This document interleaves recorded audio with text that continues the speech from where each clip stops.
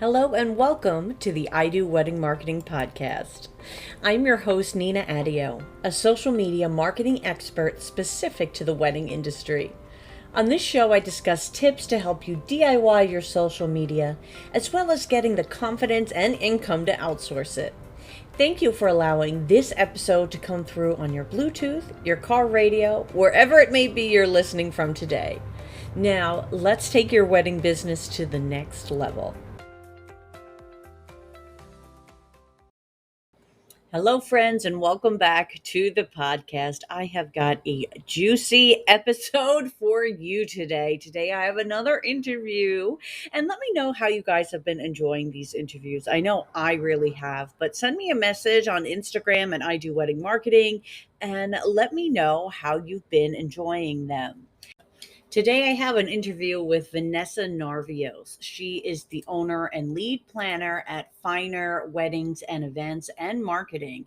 And I met Vanessa and got connected with her in a really cool way, which you will hear about when you listen to this interview. But a lot of what we're talking about is leveraging your vendor network. Vanessa had spent a lot of time establishing her craft and skill doing events in China, and then came back home, was going to spend time in Bali. Then we know what happened in 2020, right?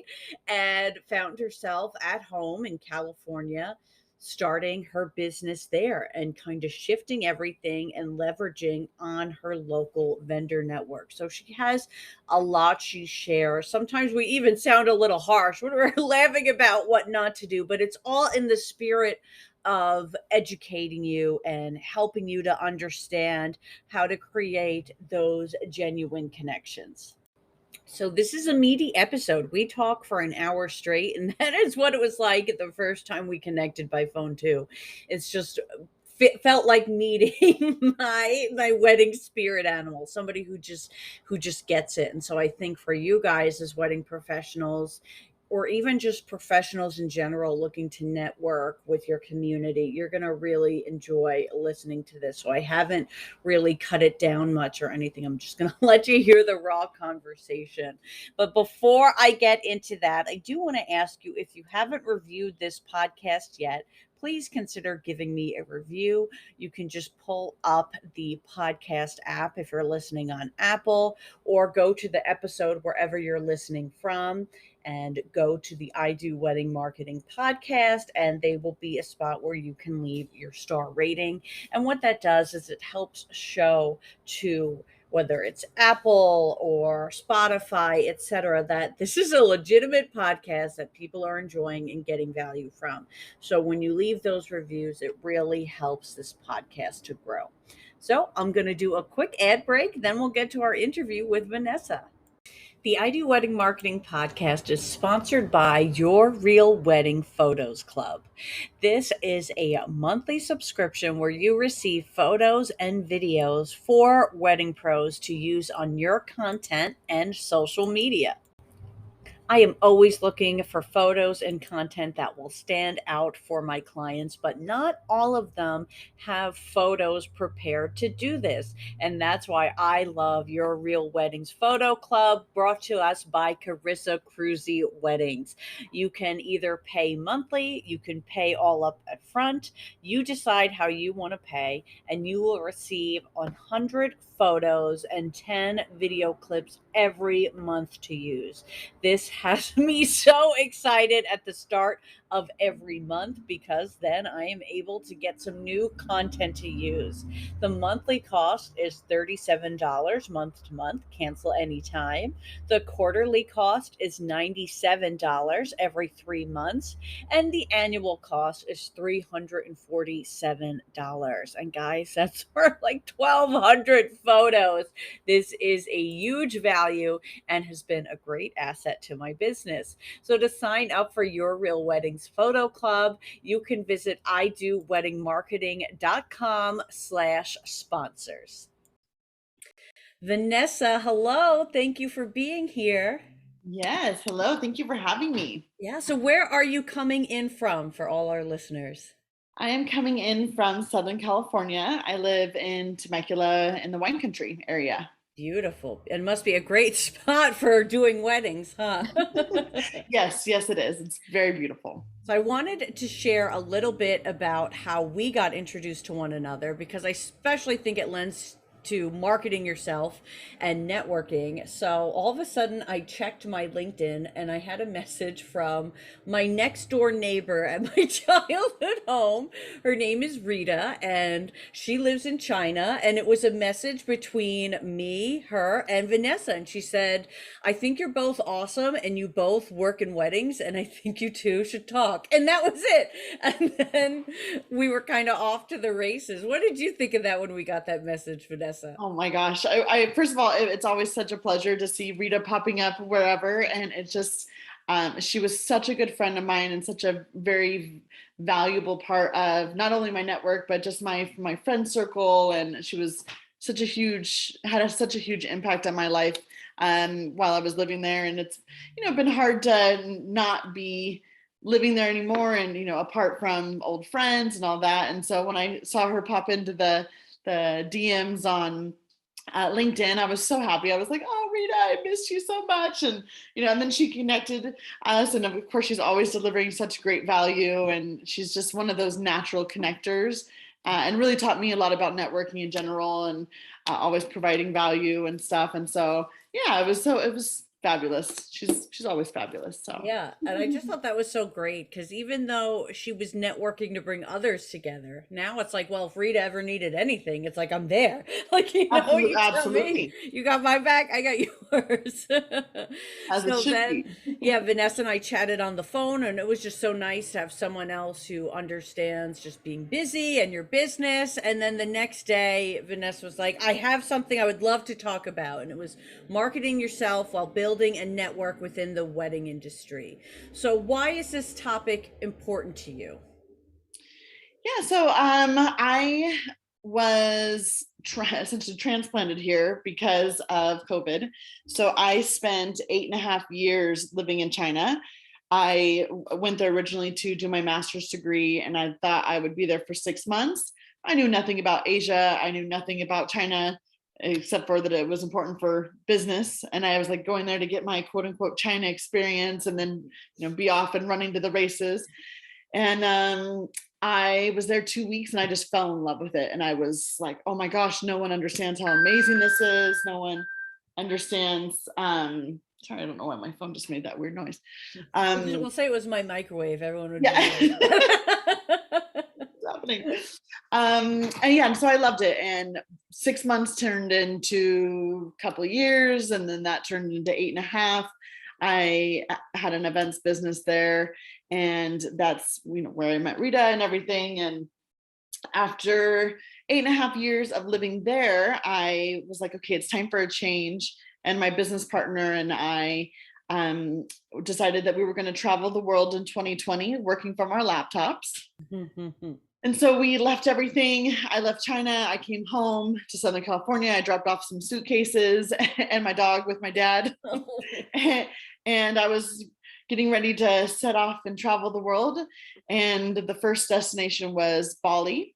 And so I was going to spend 6 months in Bali, 3 months in the Mediterranean, and then 3 months in the Caribbean, and possibly some in South America. And yeah, 3 months into that plan, the world shut down. So that was quite a surprise. Did you get 3 months in Bali at least? I did. I did get 3 months in Bali. I was like, I mean, I was actually, I had a quick stopover in Australia that had a little bit of a one-way ticket to, and I left some of my suitcases in Bali, and I was like, oh yeah, I'll be back in like a month, like no big deal, like this thing's gonna pass. And unfortunately, that did not happen. And well, I say unfortunately at the time it didn't happen, Right, but right. now I've adjusted and I have a totally new life. And it took a while to get adjusted. It was definitely a rough landing to arrive back in your quote unquote hometown with only a suitcase and nothing in your parents' house with A total change of no plans. job, Radically different. no job, no friends, Traveling the world to going back with mom and dad. Yeah, it was quite a big transition, let's just say that. But yeah, and then so now I have been in the wedding industry for past couple of years, and I'm very happy with things as they are now. But yeah, definitely once landing here was rough. And So can you tell everyone about what your wedding business is that you're doing? sure. So essentially, after I moved here, of course, there were no events going on because it was in March Mhm. 25th of 2020. So there was nothing going on. And so I did a couple odd and end jobs. I ran an e-commerce company for a while. And then I actually my COVID hobby was learning how to bartend. And Oh, okay. I'd always I'd always worked in the food and beverage industry, Hmm. hospitality, hotels. So that was always my realm. And I never learned to bartend. So I was like, I'm going to There you bartend. go. I'm Yeah. do something random while the world is going crazy. And And that was a time for needing, specialty cocktails. So. correct. And then once things kind of started to open up a little bit, I started working at one of the wineries, running all of their weddings. And that was kind of my first dipping of my toe into the wedding industry, because I previously had done all corporate events, very high end luxury corporate events. And I was always said, oh, I do everything except weddings, because the Mm. weddings are too emotional and I would be a basket case and I would be crying in the background, which I do now from time to time. I do shed a tear during the ceremony and sometimes during the speeches. But yeah, and so when I kind of changed my whole entire focus, because out here there is not a lot of corporate events, that's not the style or vibe of where I live now. So I adapted to the wedding industry and I couldn't be happier. I love it. It's so amazing to be part of somebody's integral part of their life and something that's so memorable, and be able to be that person who brings it all together and makes it stress free, because you know what you're doing. You bring the right vendor team together. It's fantastic. I love it. I'm really, it was definitely a very unexpected change, and I didn't realize that I would enjoy the industry like I do now. And I've been very fortunate to have that happen. So yeah. Yeah, so you're there, you start finally doing weddings, realizing that the emotions are maybe part of the charm of it, strong emotions either way. Like I know there's some weddings. I'm not a wedding planner, but I've helped my friend assist them. And when they walk into the reception, sometimes I'll just think, now you're the DJ's problem. Yeah. Goodbye. Like, but I say that as a non-wedding planner. So you start doing it, you realize you love it. So then what next? Because I know, you want to maybe expand, you want to get your own network. So what do you do from there? Yeah, so while I was in China, I ran an events business and marketing. But marketing is also my background. And so I ran that business there for about 5.5 years or so. And so once I came here, I started working, and I said, okay, you know what? I'm just going to work for people, especially while everything is so crazy, right? So I was like, I just need a job that pays me every month, to get some stability in a very unstable world at the time. And after about 4 months of working in a winery here, and having, working in the constructs of another company, I quickly realized that it was not my vibe and not where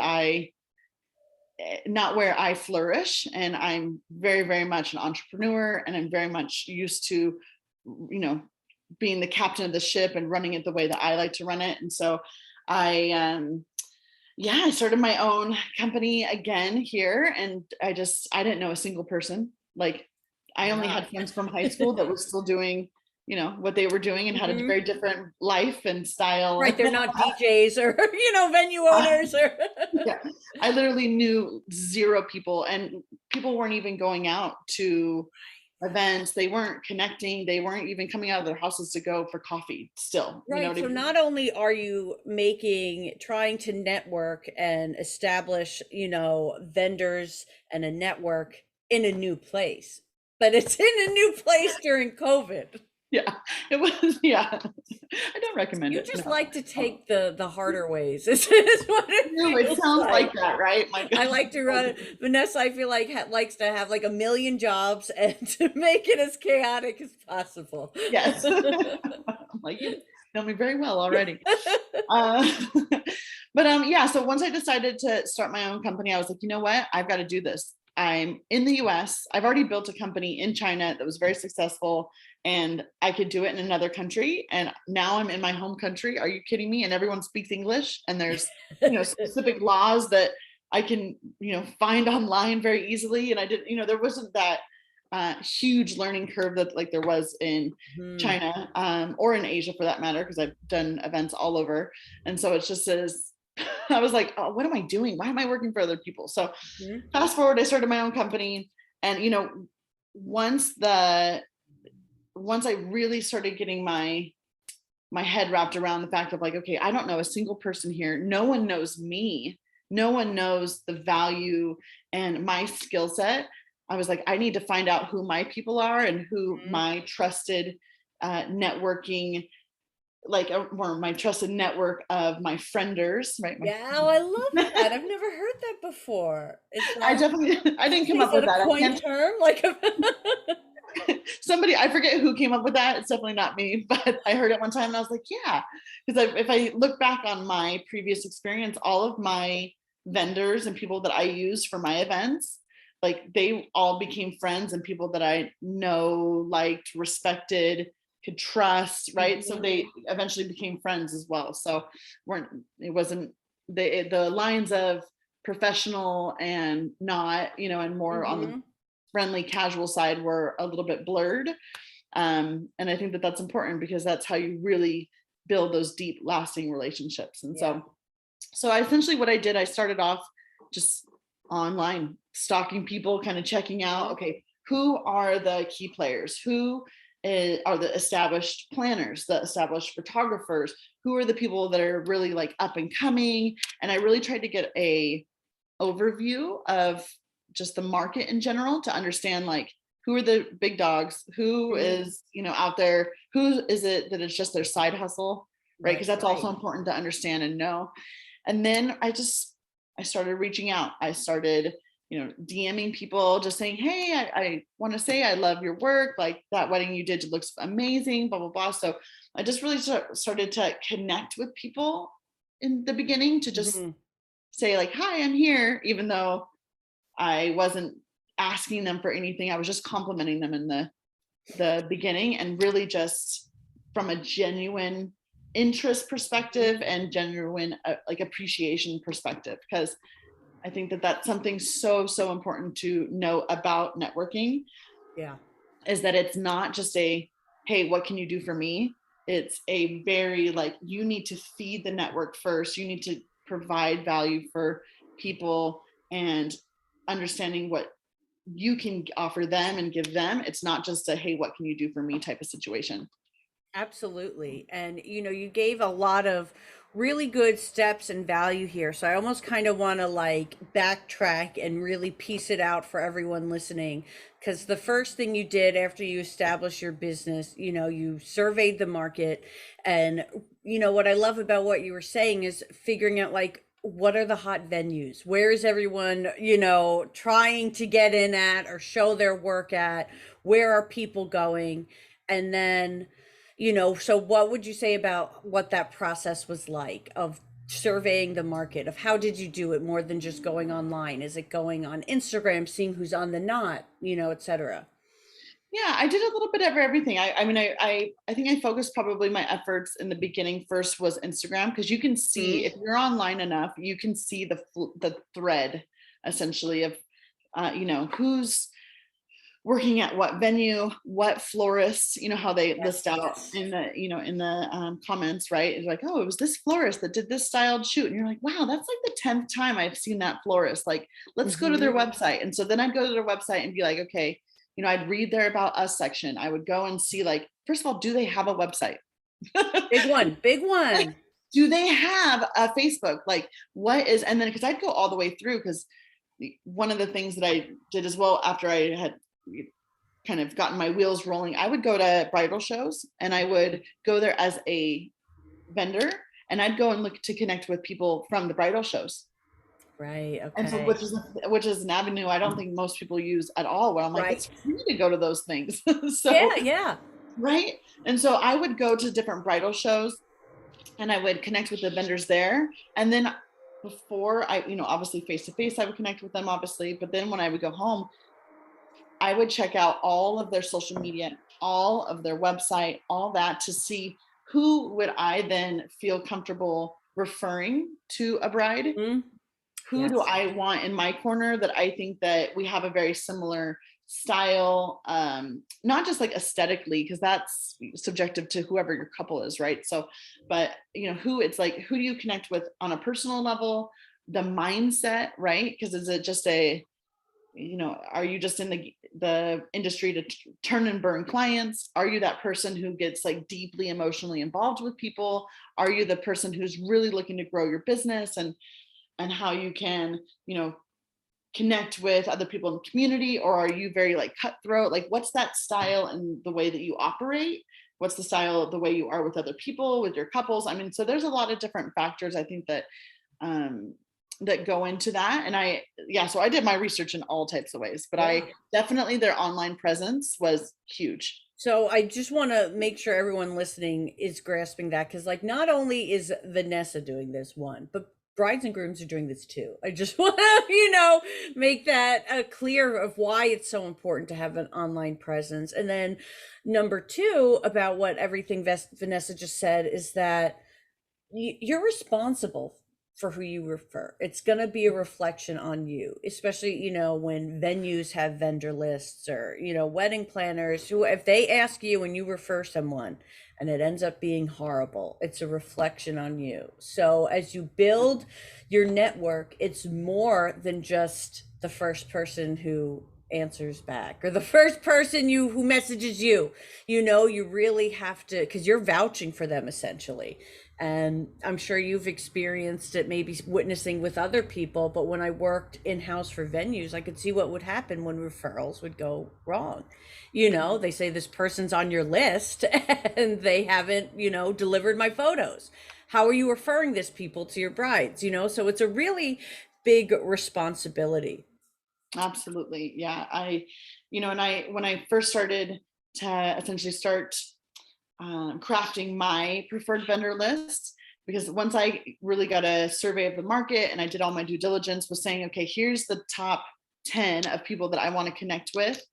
I really I wanted to say like, okay, am I comfortable with not only the way that they are responding to me, how fast, like, I mean, I was really looking into like, okay, if I send them an email, do they respond right away?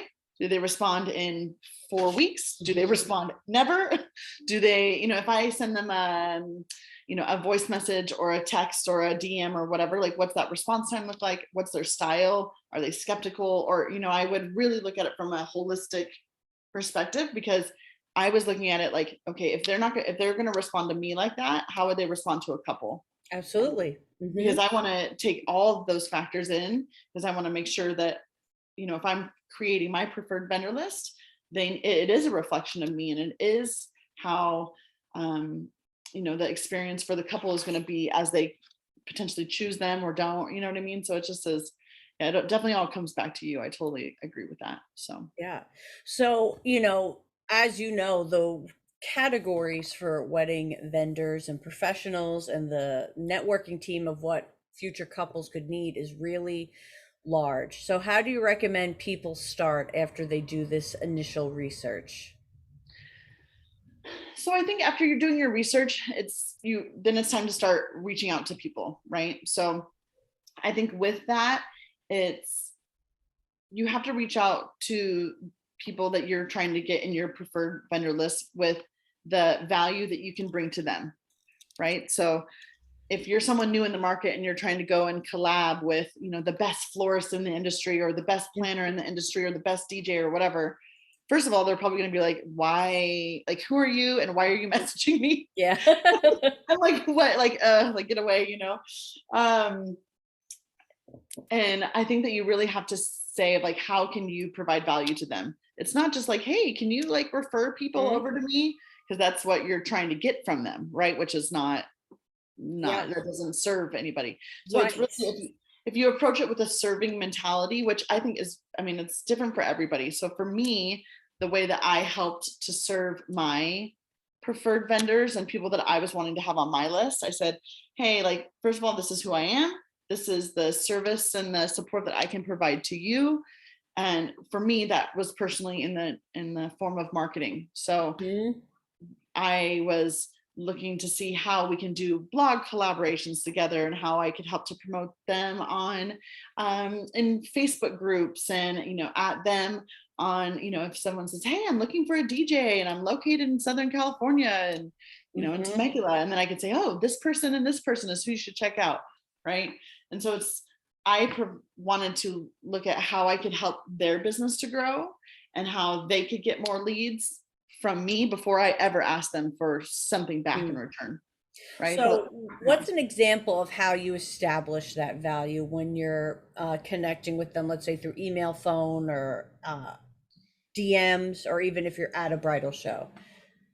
yeah, so I guess when I was first starting to reach out to people, I'd start off by following their Instagrams, right? Because it's Mhm. funny how some people, they're like, well, she wants to work with me, but then she's not even following my Instagram. Yeah, Like, she yeah. doesn't what are you talking about? Like, because I've seen now that I've kind of told other people about what I did and my process, people are like, yeah. And then they would tell me all these horror stories that they're like, oh, I get these emails, and it's just like, hello, comma, and then like insert Hmm. blank, you know, Yes, and it will come like up like, email response, right? You're like, you should probably know the name of the person you're trying to contact so yeah. it doesn't look copy and paste, and you know what I mean? Like it's a mill you're trying to, Yeah, so and I just want to, sorry to pivot, but it's like this isn't something you have to do in bulk. You yeah. can do it as you get inspired, or you can just kind of save it, whether you're saving them on your Instagram just by hitting the bookmark save button, or you're making a list and you don't do a lot at a time if you're not able to be genuine then. It Oh, doesn't have to be, absolutely. no one's timing you, so you can go slow and steady with it to keep it genuine.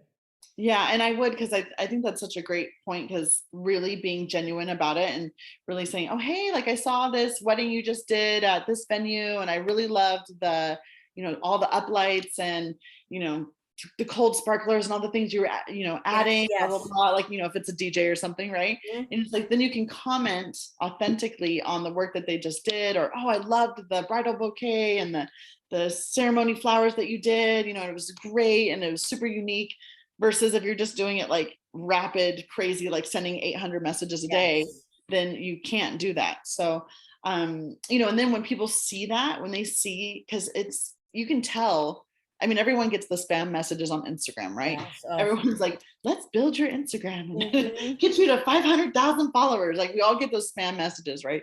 um but so you can tell when it's genuine, and so when people know it's genuine, they're oftentimes going to respond, and then that's the time to say, hey, this is who I am, this is what I'm doing, this is, I saw your work and I would love to, add you to my preferred vendor list, but I would first love to have a conversation with you, because I think you definitely need to take the conversation from Mhm. online to offline, right? Not necessarily having a coffee meeting with them or a lunch, because sometimes they're like, people are not going to want to spend that much time with you. They don't even know you yet. Yeah. So Yes. it's like, hey, would you be comfortable having a quick call so we could get to know each other more? I could tell you more about the value I can provide to you. Again, the value I can provide to you. Yeah. Uh, Oh, Vanessa, I have to say, you just made me think. One of my venues got a message yesterday from a photographer, and she complimented the venue, said what she liked about it. She asked to come in, and then she said while she's visiting, she'd be happy to take some photos. So, like, maybe she knows you because that was the whole that's it. That's, you broke it down for me when you were explaining this to me, of doing the who, what, where, how. So who you're going to contact, what you're going to say, where are you going to connect with them? Are you doing it phone, Instagram, email? And then how are you going to deliver value? So I just had to share because I got giddy of that in the wild, message I got. Yeah. And on the flip side, I literally, no joke, yesterday I also do some marketing for some venues as well. And I got a response to my personal email for my planning company. And then the venue also got the same exact email. Mhm. And it was for a DJ company looking to come from LA all the way to Temecula, which is fine. I mean, that's about a 2.5 hour drive. So it's obviously going to be way more expensive because of the travel fee. Anyways, the logistics doesn't matter. But either way, the point is they sent the exact same email to me versus the venue. Yes. And I just happened to be the person behind both Both. emails. So Mhm. of course they didn't know this, but I knew this. And I was like, really? Like, it's so not genuine if you're just blasting an entire industry of people, like it's just not. So, and then they have a like an email drip campaign, so they've got several emails that are going out, Oh, I hate that. right? And I'm just like, okay, I can tell that you've set up, obviously knowing marketing, it's like I can tell that you've set up your MailChimp to automate these Mhm. emails like 5 days out, 3 days out, 2 days out, whatever, right? Which is, again, it might work for some people and rock on if it does for you, but that's not the genuine connection I think that the real value of a network is supposed to have. And Right, so, right. because your network, you need to, those are people that they can depend on you. You can depend on them. If you're in a bind, you should be able to call these people at 2 o'clock in the morning and be like, hey girl, hey man, or whatever. Mhm. I need you, like this happened last night or whatever. And they should be able to come through for you. Yeah, Because if they called you at 2 a.m., right, which hopefully no one's calling anybody at 2 a.m., but fair enough, emergencies happen. But it's like if they called you, you'd be able to jump in and help and support and be there for them, absolutely. but mass emails and that kind of stuff, like that's never going to create an actual network that has value in it. Yeah. And yeah. So, you broke down for me, and I'm going to reiterate some of these points, and because some of them we already discussed, and some we may want to talk about more of kind of what not to do or what everyone's doing and how you can kind of separate from the pack. So, a lot of people attend industry events and never follow up with the people they meet. So you spoke about that, about you're going to the industry events, but you're following up by following the vendors, on Instagram or email or whatever that is. And then also make cold outreach to wedding professionals, but not give it value or make it generic. So we spoke about how that's just like such a turnoff. Now, a lot of people we see do lookbooks, brochures, send gifts. We didn't get to talk about that yet. So, what can people do to set themselves apart when you start doing that?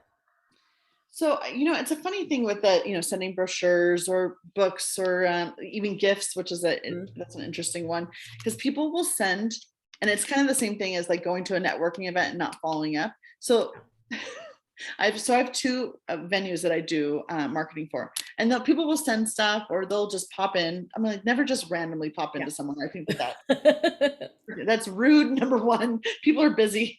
Like you Yeah. should schedule time. That's for sure. But people will send stuff and then not even know who the heck they're sending it to. Yes. They don't even know that, like, the structure of that company. Like, for example, is it an assistant who is like on site running the tours, who's like the admin person, or is that the wedding coordinator? Are you sending it to a sales manager? Are you sending it to the GM of the property or whatever? They don't even know. They're just blanket sending like a box of brochures, which first of all, those are expensive to print. Let's get Yes. real. Yes. Like, you need to know who the heck you're sending it to. And it's kind of like the cold email where you're just like, hello, comma, I'm a Mhm. DJ looking to come to the area. And you're like, who are you talking to? Do some research, call. It's so funny how so many people won't pick up a phone, like a cell phone, or one attached with a curly cord Yeah, to yeah. the wall, like literally picking up a phone and giving a call to, let's say, a venue. Like, hi, so and so at the front desk, or the so and so admin, Mhm. or the secretary, or whoever. I'm a DJ looking to come to the area, and I would like to know, who's your wedding coordinator, or, do you have an admin person that I could help to reach out to, or an email, or, you know what I mean? It's like, do the due diligence on the front end, Mhm. and don't just blanket send like these lookbooks or these like random brochures, or, I mean, I've had a bakery send a fake cake to the Yeah. venue. And I was like, what are we supposed to do with this fake wedding cake that Or you, even, what you could make it better is get in contact with them. Ask, do you need a display cake for when you're showing your room? yeah. And then maybe work on it with them. And you can take it a step further. I had there was a florist when I worked at a venue who made an arrangement to keep on the receptionist's desk because they knew that's who they were going to meet. They put their card on it, and then they followed up with they came back with calendars. And then the boss did eventually end up adding them onto the list, but I think it's because they gave something that we could keep in the lobby that we'd be able to use, because you can always use fresh flowers to make a wedding venue look even nicer. And then they followed up. But also, when you're following up, like, you don't want to harass the receptionist and call Yeah. every day, because they Yeah. do deliver the messages if the owner's not calling you back, and you're calling the receptionist every day. Yeah, yeah.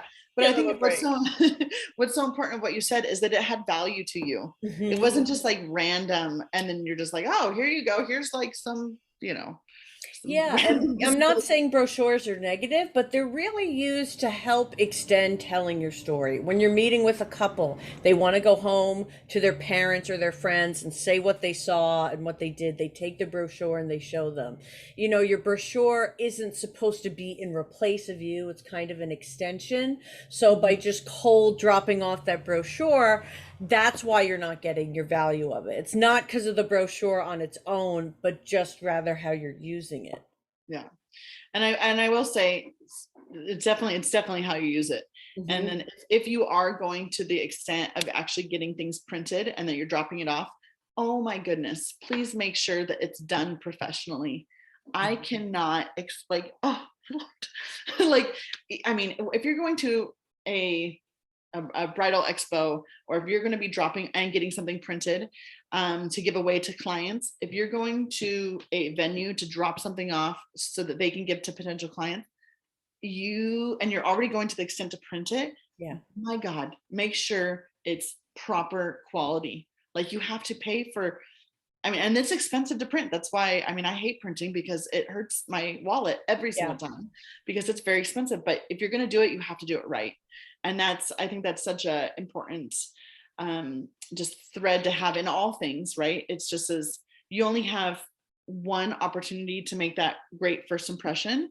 And if you are printing something on some, basic printer paper, or, the picture isn't the right quality and it's all pixelated and looks like, your Right. your 15-year-old did it, which Yes. for like a high school project, that's not acceptable. It's just not. It's 2022. It's not okay to have a logo that is pixelated or a picture that is pixelated. Canva exists for Yes, a and it's reason. easy. And because, this is important because it's a reflection of you. And, Absolutely. you're better off not giving anything out at all than giving something that just isn't up to par. So relieve yourself of that pressure of just having something to give out, to give it out, Mhm. and, and do it right. Do you have any recommendations of what people could give out, whether it's at shows or they want to give it to their venue to give out to couples, etc.? Are there things that you've seen that have worked really well? I think that, so in terms of like swag or that kind of Hmm. stuff, to be honest, I think it's like one of these necessary evils kind of Yeah. things, because especially for bridal shows and that stuff, it's like people like the stuff, like the Sure. trinkety stuff, but I think it's such a waste of money. Yeah.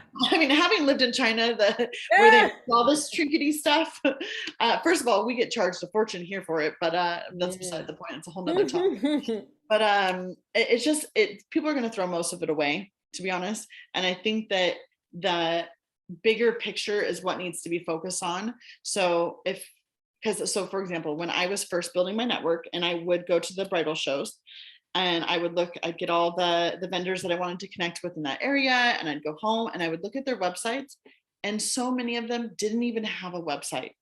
And I was like, are you kidding me? Like, first of all, how does that work? Like, okay. But the ones that did have websites, and I'm not joking, like 65%, I'll say 65% to be nice, had the most horrific website I've ever seen.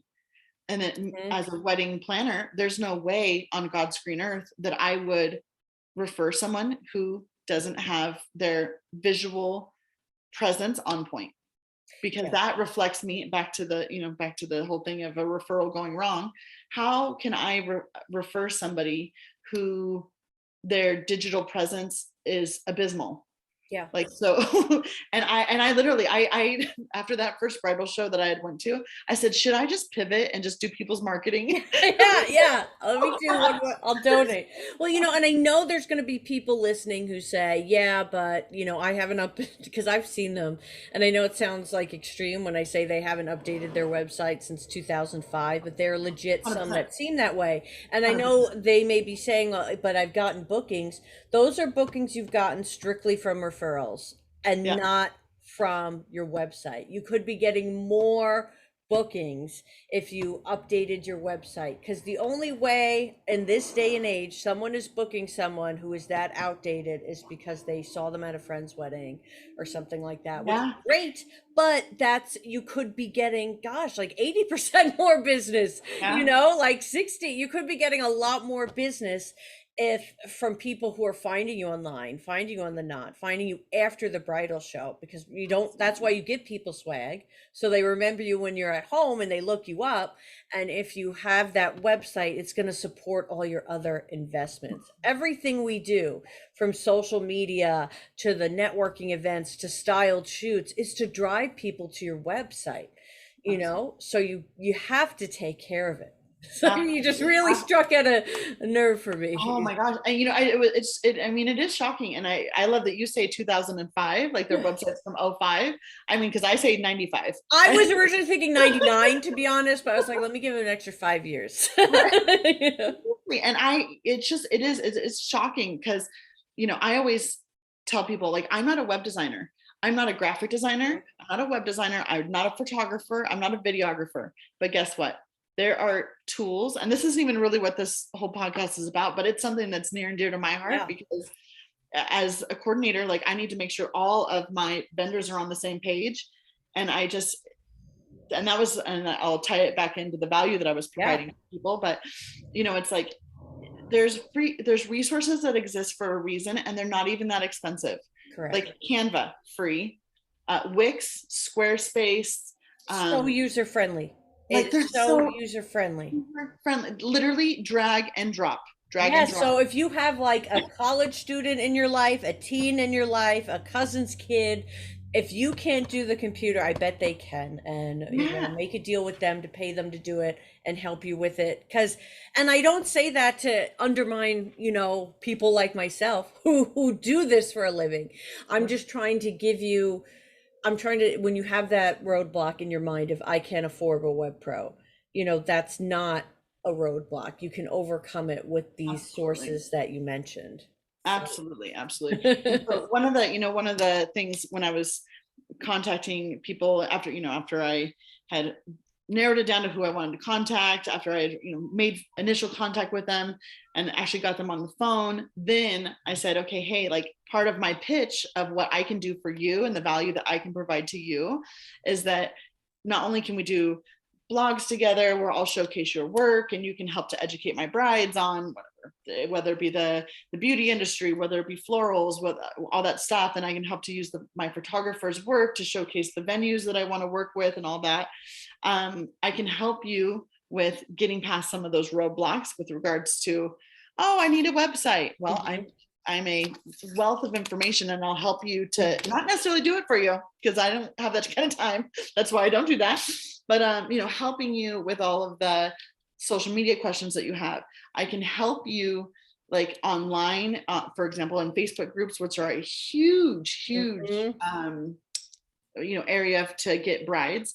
but guess what? I can't tag you if you don't have your URL on Facebook set. Yes, yes. Oh Oh, my God. that drives me mad when I cannot tag someone on Facebook. That is a marketer, especially for weddings, because you're tagging the whole line of wedding professionals. So when you don't have Facebook and Instagram up, and I can't easily tag both, that only hurts you, because now people, a lot with social media and digital media is making it as easy as possible, eliminating as many clicks as possible, because it's already so hard to get people to stop their scroll.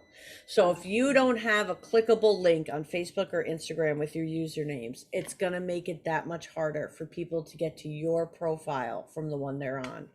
Absolutely. And so, the I guess the resources and the support that I've been able to provide to people is not only giving them those opportunities for exposure and free exposure at that. I mean, I was the one who said, hey, I'm going to do XYZ for you. XYZ meaning blogs. I'll help to organize a styled shoe. I will help to answer every social media question that you have. And, I'm not going to do the work for you, but I will help to guide you so your business can be better. So that if your business is better, you'll get more referrals. Maybe then you'll eventually, once like, and trust me, you'll be able to then refer me, and then we all rise together. Right. So I think that's so important. But I will say that one of the most vital things is that if you say you're going to do something, by God, you better do it. Yeah. So if you promise a vendor like, hey, we're going to do this like blog, and I want to come into your flower shop and take photos for you and this and this and that, and then I'm going to write a blog about it, and I'll tag you this and that, and we'll share it here, share it there, you better do it. Because if you don't follow through, that's obviously going to show them that you're full of what, and it's never going to get any. It's all bad. It's all I've bad. had it where I've taken over a venue's social media account, and then a photographer said, you took one of my photos without credit and used it in an ad on the Knot without, when I asked you to use credit. And I felt horrible, even though it wasn't me, but it still felt like it because I'm representing this venue. So, it's really important to, when you say you're going to be posting things with credit or whatever it is, that you follow through on that. And kind of in regards to that, have you orchestrated your own styled shoots? I have. So I have only done one so far, but I was very fortunate that the team that I helped to assemble, that we got it actually picked up. So we got picked up by Love Inc., which is a magazine that showcases all different forms of love, and it was really cool because we put a ton of hard work into making that happen, and it was it was really great that we actually got published. So it definitely takes a lot of time, energy, and effort to do styled shoots, because obviously if you want it done, you have to do it right. You have to put in all the free work, which goes into making that happen for the hopeful, the desire to get published on the back end, to help to make sure that the process that everyone's going through during the styled shoot is exceptional, as the planner, especially as one of the vendors of a styled shoot. It's you have a different role, but still it's like you need to show up, you need to deliver, you need to do the best work that you can. But that was a really great experience. I met a lot of my frienders that I have now through that shoot. But yeah, I mean, before I actually started the planning of that, I worked with a photographer who was just getting again back into the industry post COVID, all that kind of stuff, and we had the vision to make sure it was the best shoot for every single person involved, and that they were going to have the best experience that anybody's ever had for a styled shoot during that. And so we really made sure that we had our ish together on our end, so that we knew what we were doing, so that everyone involved knew that they were going to get the photos at this time, and that they were going to get headshots of their staff at this time, and just that the flow and everything was going to be of value for them. So again, how are you serving the people that you're involved with? Not, hey, can you do this styled shoot for me so that we could get photos and use them later and maybe we'll get published? Like, no. It's like, how can we provide value for you? And again, from my perspective, obviously, again, I'm not the photographer, right? So the photographer, she was doing her work and she did an amazing job. My job was to make sure it was nice and organized. My job was to make sure that everyone had their social media on point so that I could easily tag them Yes, yes. afterwards, right? To make sure that everyone also had the responses. I did a couple of like template posts that people could also Great. help to use as well. So we could just get the final product out at in a cohesive way, so that people actually knew who they should tag. Yeah, Like, yeah. yeah, we tried to make it as easy as possible, and it definitely paid off. So Who was responsible for submitting the shoot to publications in the hopes of getting published? You were the I photographer. was, yeah, You were, okay, great. yeah, which I had never done before because Yeah, so how is that? I mean, that process could be a whole nother topic, but oh my gosh, yeah. Yes, that is a whole nother topic for yeah, sure. But I think we essentially got a little bit lucky because to be honest, I had never done a styled shoot before, so this was my first time.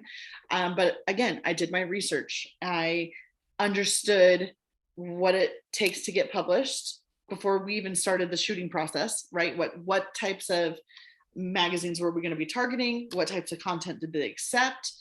When do you submit to them? How do you submit to them? What's the timeline on the back end look like?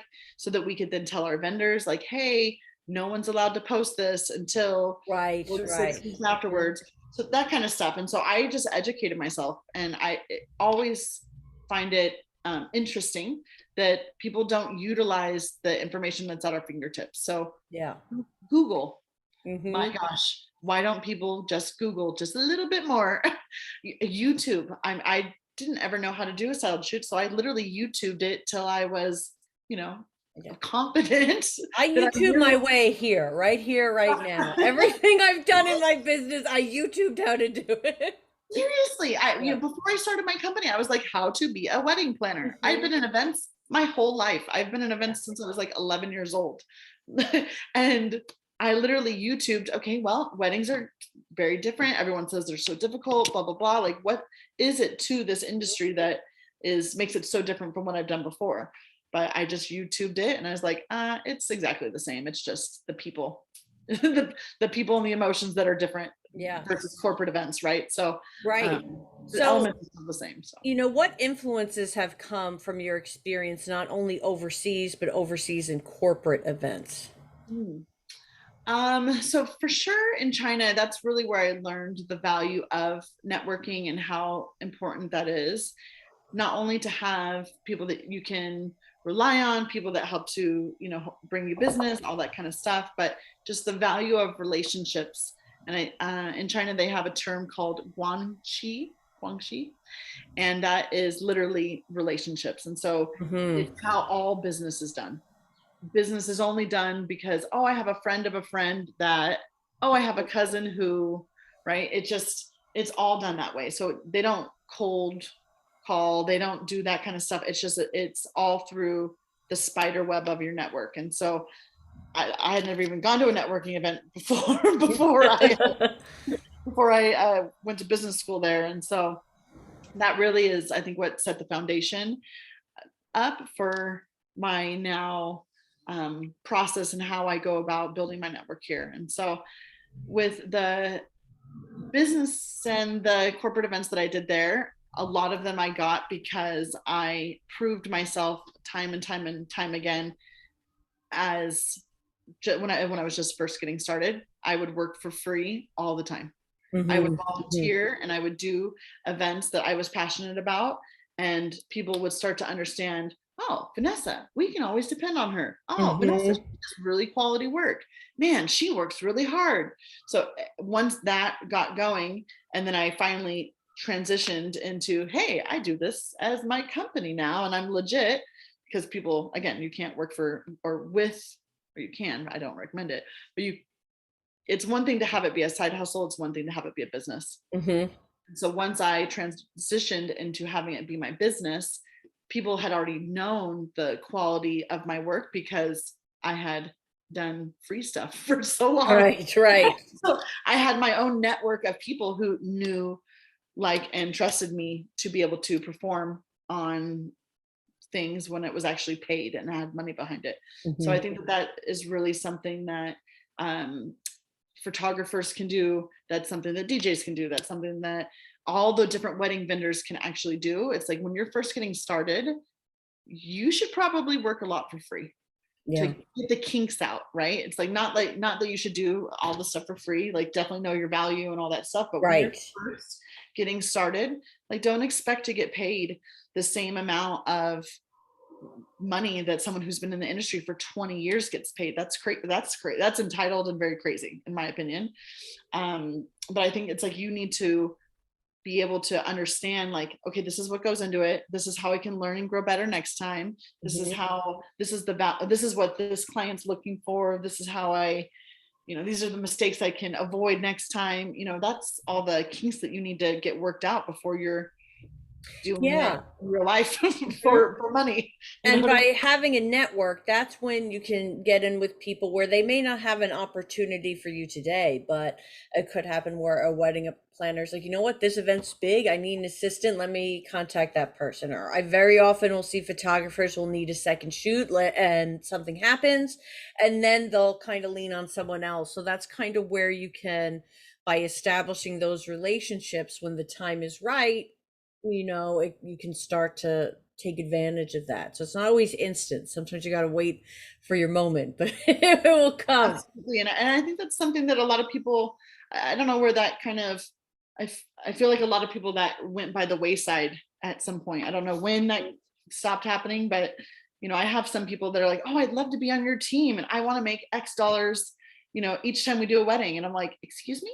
Yeah, You've yeah. never even worked at one single event before. What are you talking about? Mhm. And I'm like, well, or they've, in China, I was always mentoring youth. And so people would always ask me like, oh, how do you do what you do? I want to get into that industry. And, I was like, well, first of all, it's a ton of manual labor. It's like Yeah, yeah. sleepless nights sometimes. And, it's staying up the night before because there was a lot of production involved with the events that I did. So it'd be like, do you really know what goes into the industry? And I'm like, how about you come and volunteer at some of my events and see what really goes into behind the scenes of a large scale production, and let me know on Monday if you're still interested.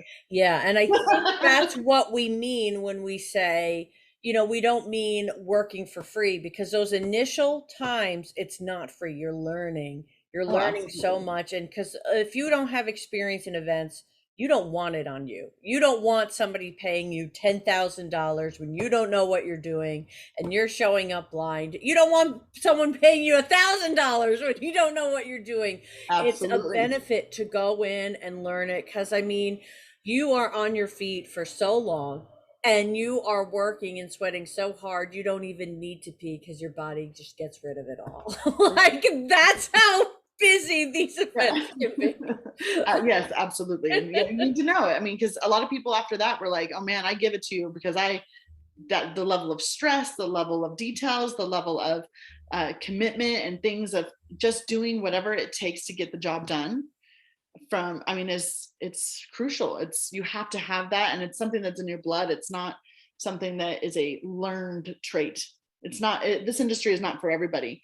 And whether that's weddings, whether that's corporate events, whether you're a planner or a DJ, or we all have clients that have a different level of attention that is required. Mhm. Sometimes some people are super easy and chill and are just like, yeah, like whatever, I like this type of music, or like whatever, roses are great, and they're Yes, yes, really, yes. Where others have a very detailed set vision and several mood boards to go with it. Like, oh my gosh, and then it changes a week later and yeah. you're back to square one and you're like losing your mind. Yeah, so it's just is, it takes a lot of practice and experience to be able to understand those different types of people and how to work with them, how to pull the plug when it's not going well, Yeah. or whatever, just adapt to different types of clients. And that's the kind of thing that you learn when you're first starting out and volunteering or being that second shooter or whatever. Is Mhm. everything is a learning opportunity. And I think more people should spend more time in that arena versus trying to just jump in and get paid the big bucks to do stuff. Right, because it really is an investment because you're learning if even you want to do it. Because I've had wedding photographers that went from product photography to weddings and the other way around, where they did weddings and didn't like it and decided to go to different level of photography. So it's really just investing in your time by figuring this out first, and also because weddings book super far in advance, so you don't want to be committed 2 to 3 years for something that you discover you don't like doing. So by volunteering your time for just 3 weekends in the next few months will make this process and help your decision making. Because I personally think once you know, once you're in that vendor chaos that I love, the chaos, like you're all a team and you feels like you know each other so well for these 12 hours, and then that's it. And then it's done. But like during those 12 hours, you are each other's lifelines and you're depending on each other to make this day perfect. And it's a really, I think, a unique and incredible experience. I love it. Absolutely, I agree. So Definitely. I have some kind of rapid fire fill in the blank questions for you. So you could say the first thing that comes to mind. When I started, I wish I knew that. When I started, I wish I knew how much manual labor goes into goes into events. I didn't. I definitely didn't. I wish more wedding vendors realized that. That it's a team effort Mhm. and not an individual effort. Mhm. Mhm. The best weddings always have. A professional vendor team and a wedding planner. There you go. And not just because I'm a wedding planner, but there Just like has they have me. but they have me. But literally, the best weddings are the ones that have the professionals making it happen. It's Mhm. not, oh, hey, my uncle's a DJ. Oh, Yeah, my yeah. my aunt is going to help to bake the cake, and I'm like, oh, which is fine, and I get it. Everyone's got different budget requirements and all that stuff, but there's specific professions that do this for a reason. Mhm. And if your uncle's the DJ, but he doesn't know, he's never DJ'd a wedding before, guess what? There's going to be a lot of little learnings on that Yeah. first time that he DJs a wedding, and you don't want him to be learning on your wedding. Yeah. So why would And you I do think, that? Don't. that's the couple where it's important, if you're gonna do that, whether it's for budget reasons or whatever, invest in just the planner then at the very least to keep it all together, because you're gonna need someone who knows what to look out for. Absolutely. So Yeah. And yeah. And mhm, it's so funny. Sometimes I'll talk to people, oftentimes if it's like at a bridal expo or something and I'm a vendor at the expo, and they're mhm, like, oh no, like we don't need a planner. Like my aunt's going to do it. And I'm like, are you sure? yeah. Because is your aunt an event professional? Is she a wedding professional? Oh no. Well, you might want to consider like XYZ Yeah, and and also, even if she is a wedding professional, if she was, she would say no because then she's not attending your wedding. You know what I mean? You right? cannot Yes. do both. You I'm like, does cannot she want to work attend on and your plan a wedding? wedding. Yeah, it's okay. I know a consult call is going well when. When we're laughing, having a good time, when we just get each other's vibe. Hmm. So I am a little bit all over the place. I definitely have a strong touch of ADHD. But and it's just like I like to have fun with my couples. It's a great part of your life and it shouldn't be stressful. Like the wedding planning process shouldn't be stressful. If I'm doing my job properly, no one should be stressed in the process because of the way that I approach and kind of work through all the points. But so I like it to be light, airy, fun the whole time.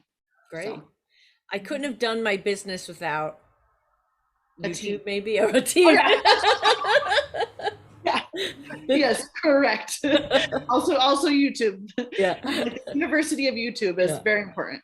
Um, but I would say my team because even though I'm the boss and I'm the one that all the everything falls on at the end of the day, um, it really doesn't happen without a team of people. And that's a team of assistants that I have on the day. That's my VAs that I have helping me behind the scenes. That's my vendor team. That's my venue team and my catering and all that. And it really is, it's an orchestration of everybody working together. And it's never just one individual person, you know, and it's never one individual person that messes it up either, right? There's usually yes, yes. So but it's, you know, at the end of the day, it's my responsibility to make sure that everything goes perfect and that nothing is missed and all that. And it's really, it's a team effort that makes that happen. So I wish more couples would understand the value of everything that goes into making the day perfect. So with my couples, I always say that they need to start by really ranking what's important to them, because for everybody it's something different. You know, some people the venue is like all that matters and they could care less about the food. Some people it's all about the food and they don't care about like anything else. Some people they're like, we just need a great DJ.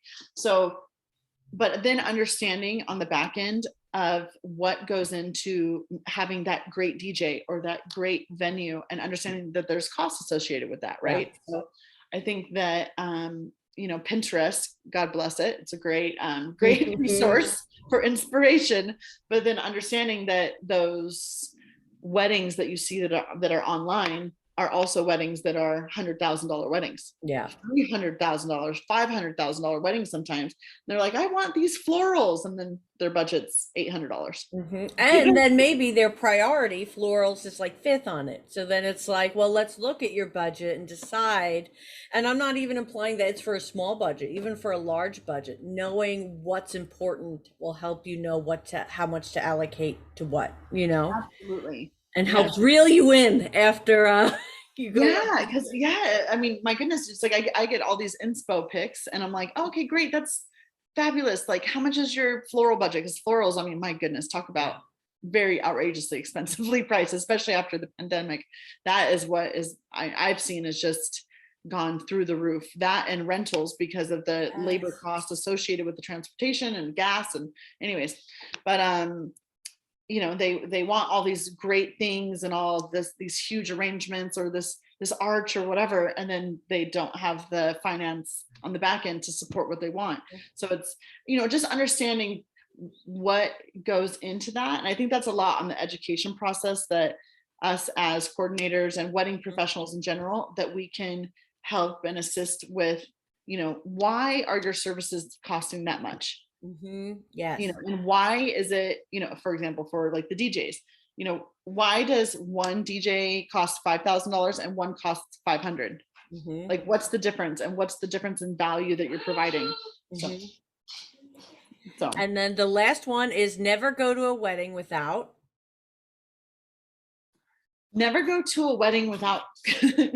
comfortable shoes. There you go. Oh my gosh, that will just make or break. That'll make or break you for sure. That if you don't have success of the whole event relies on your footwear, because if it's not comfortable, you really have to sometimes you just have to go for comfort over style. Absolutely. Yes, absolutely.